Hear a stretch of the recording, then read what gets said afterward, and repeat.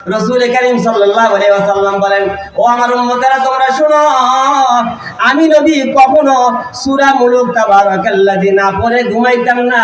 ও আমার উম্মতেরা, আমি নবী যদি এটা পড়ি তাহলে তোমরা আমার উম্মত হয়ে অবশ্যই পড়বা। আন আব্দুল্লাহ ইবনে মাসউদ রাদিয়াল্লাহু তাআলা আনহু قال قال رسول الله صلى الله عليه وسلم من قرأ تبارك الذي بيده الملك كل ليلة منعه الله بها من عذاب القبر। রাসূল কারীম সাল্লাল্লাহু আলাইহি ওয়াসাল্লাম এই 3 নম্বর হাদিসের ভিতরে হাদিসটা বর্ণনা করতেছেন আব্দুল্লাহ ইবনে মাসউদ। মাসউদের ছেলে আব্দুল্লাহ, বাবার নাম হলো মাসউদ রাদিয়াল্লাহু তাআলা আনহু, আর ছেলের নাম হলো আব্দুল্লাহ। এইজন্য আব্দুল্লাহ ইবনে মাসউদ উনি বর্ণনা করেন, রাসূল কারীম সাল্লাল্লাহু আলাইহি ওয়াসাল্লাম বলতেছেন, ও আমার সাহাবায়ে কেরাম তোমরা শুনো, মান কারা, তোমরা পড়ো। সাহাবায়ে কেরামকে বলতেছে তোমরা শুনো, আমি এখন তোমাদেরকে বলবো। কি বলবো? শুনো। মান কারা, আমি হুকুম দিলাম আমার উম্মত, আমার সাহাবায়ে কেরামকে, মান কারা তোমরা পড়ো তাবারাকাল্লাযী বিয়াদিল মুলক, সূরা মুলুকটা তোমরা পড়ো। কুল্লা লাইলাতিন, প্রত্যেক রাতে, প্রত্যেক রাতে, রাতের বেলা তোমরা এই সূরাটা পড়ো। এখন সময়টার ব্যাপারে আমরা জানলাম, আমরা এতক্ষণ পর্যন্ত সূরা মুলুক পড়ার ফজিলত শুনে আসতেছি, সূরা মুলুক পড়লে কি লাভ সেটা শুনে আসতেছি।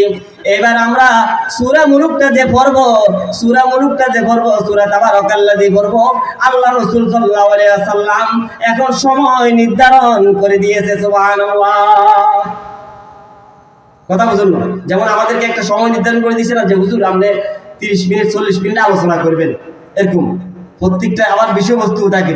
মনে করেন আমার আলোচ্য বিষয় সূরা মুলুক প্রথম 3 আয়াত থেকে, তো এরকম আল্লাহ পাক এখন সময় নির্ধারণ করে দিয়েছে।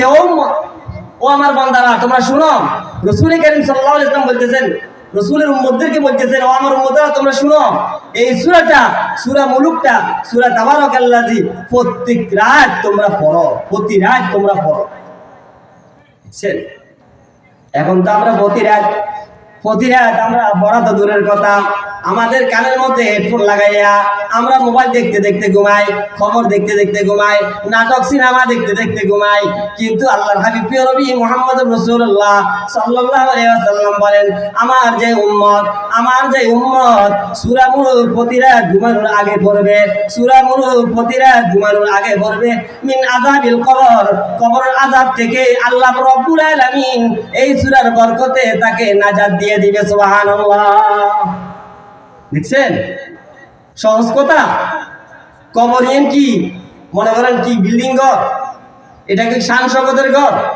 সেখানে কি সাথীটাতি আছে, কোন রকমের বাতি আছে, কোন রকমের এসি ফিট করা আছে, কোন রকমের ল্যাব তোষক আছে? আল্লাহু আকবার। কিন্তু আপনারা কি জানেন, নিজের চোখে দেখা, নিজের বাবাকে নিজে কবরস্থ করেন, নিজের মাকে নিজে কবরস্থ করেন, নিজের ভাই বারাদার মারা গেলে নিজেরা কবরস্থ করেন, নিজেরাই মাটি দেন, নিজেরাই সেখানে যান।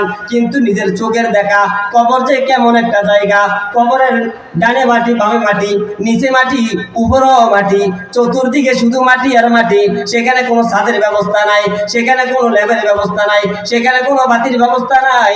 সেখানে কি যে হবে, কি আগুন থাকবে না সাপ থাকবে না বিচ্ছু থাকবে, নাকি জান্নাতের হুররা আমার কাছে থাকবে, সেটা কিন্তু মেরে মোহতারাম আমরা কেউ জানি না, কেউ আমরা দেখিও নেই। কবরটা শুধু এতটুকু দেখছি, কবরটা মাটির একটা ঘর।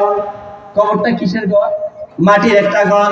এই জন্য আল্লাহর হাবিব প্রিয় নবী মুহাম্মদুর রাসূলুল্লাহ সাল্লাল্লাহু আলাইহি ওয়াসাল্লাম বলেন, আমার যে উম্মতেরা পুরুষ বলেন, মহিলা বলেন, মা বোনেরা, পুরুষেরা, প্রতি রাত যারা এই সূরা মুলুক তাবারাকাল্লাযীটা পড়বে, সূরা মুলুক তাবারাকাল্লাযীটা যারা পড়বে, যেবা যারা এটা নিয়মিত আমল করবে, প্রতি রাত ঘুমানোর আগে একবার পড়বে, এই 30 আয়াত বিশিষ্ট সূরাটা একবার পড়বে, কিন্তু তাকে মিন আযাবিল কবর, কবরের আযাব থেকে তাকে আল্লাহ রাব্বুল আলামিন এই সূরার বরকতে তাকে নাজাত দিয়ে দিবে। সুবহানাল্লাহ।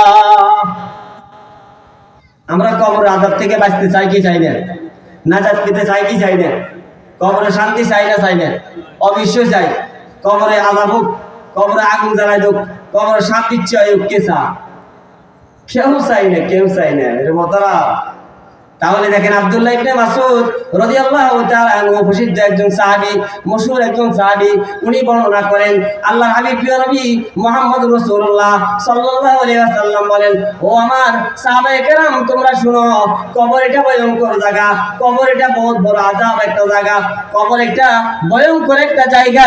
ওই জায়গা থেকে তোমরা যদি নাজাত পেতে চাও, ওইখান থেকে যদি তোমরা বাঁচতে চাও, তাহলে প্রতিনিয়ত প্রতি রাত্রে সূরা মুলক তাবারাকাল্লাযী পড়ো। আচ্ছা, এবার কষ্ট যাইতে পারে হুজুর, আমরা যে কইলেন এই 30 আয়াত ওয়ালা 29 নম্বর পারার যে সূরাটা পড়ছি, পারারও শুরু আয়াতের শুরু, সুবহানাল্লাহ। তোমার লাগবে না, কষ্ট হইতো না। 29 নম্বর পারাতে উল্টেই প্রথম সূরাটা পাবেন সূরা মুলক তাবারাকাল্লাযী। কথা বুঝছেন না? তো এইবার আপনাদের কষ্ট থাকতে পারে, হুজুর আমরা যে কইলেন আমরা কেমনে করবো, আমরা ছোটবেলা করতে পারি না, মা বাবা আমাদেরকে শিখানো বা মাদ্রাসাতেও যাই না, আমরা হারাতে পারেন বাবা, বুঝলেন? আমরা কেমনে করবো? সহজ পদ্ধতি শুনবেন, সহজ পদ্ধতি শুনবেন। সেটা হলো, এখন বর্তমানে মোবাইল আছে না নাই? আছে না নাই? কথা কন। মোবাইল প্রত্যেকের কাছে আছে না নাই? আচ্ছা মানি নিলাম, কিছুক্ষণের জন্য আমি মানি নিলাম আপনার কাছে মোবাইল নাই, আপনার ছেলের কাছে মোবাইল আছে না নাই? আচ্ছা মানি নিলাম ছেলের কাছেও নাই, বিবির কাছে আছে না নাই? আছে। আচ্ছা বিবির কাছেও নাই, বাড়িওয়ালা কেউর কাছে আছে না নাই? কিন্তু আপনি যদি মনের আবেগ নিয়ে, মনের মধ্যে ভালোবাসা নিয়ে, আল্লাহর প্রতি ভালোবাসা নিয়ে, রসুলের প্রতি ভালোবাসা নিয়ে মোবাইল থেকে যদি আপনি তেলাওয়াত করতে পারলেন না, এটা আপনার মুখস্থ নাই, অন্তত প্রতি রাত ঘুমানোর আগে একটিবার কানের লগে বাজাইয়া সূরা মুলক তাবারাকাল্লাযী পুরা থেকে শুরু থেকে শেষ পর্যন্ত একটিবার শুনেন, কিন্তু আল্লাহ রাব্বুল আলামিন তেলাওয়াতকারীর মতন আপনাকেও সেই সওয়াব দিবে, সুবহানাল্লাহ। বিশ্বাস হয় না? আল্লাহু আকবার। তো চিন্তা করেন, তাহলে আপনি যদি না পারেন, সহজ পদ্ধতি হলেও মোবাইলের মধ্যে ডাউনলোড করবেন, আপনি লিখবেন ইউটিউব থেকে বা যে কোনো চ্যানেল থেকে লোবেন, যে খালি করবেন যে আমি সূরা মুলক তেলাওয়াত শুনতে চাই, ইয়ার করবেন লগ লগ আইজি মোবাইলে অল্প এমবি করে গেলে কথা বোঝেন না? আর কি কমার করবেন। যাও বের মোহতারাম, রাসূল কারীম সাল্লাল্লাহু আলাইহি ওয়াসাল্লাম বললেন, এই 3টা হাদিস থেকে আমরা জানতে পারলাম সূরা মুলকের ফজিলত সংক্ষেপে। আর অনেক কথা আছে।